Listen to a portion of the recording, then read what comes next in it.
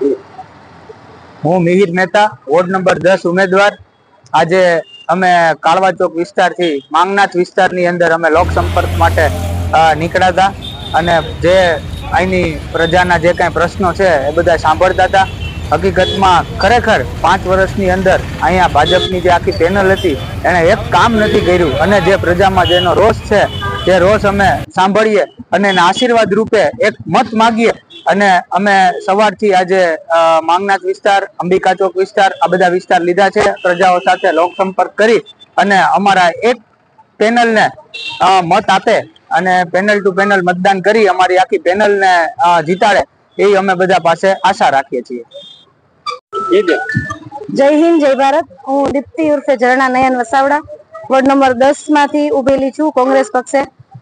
અને 16 તારીખે જે મતદાન છે એની માટે આજે અમે પ્રચાર કરવા માટે શ્રી ગણેશ કરેલા છે. અમારી પેનલ છે વિશાલભાઈ, મિહિરભાઈ મહેતા, કીર્તિબેન.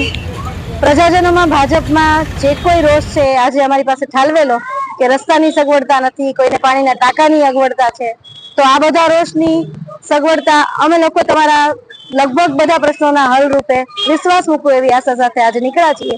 લોકોને પ્રશ્ન પૂછશું, એનું સમાધાન કરશું. અમારી ઉપર એક વેર વિશ્વાસ મૂકો અને ચોક્કસ મત આપો અમારી પેનલને વિજય માટે આગળ વધારો.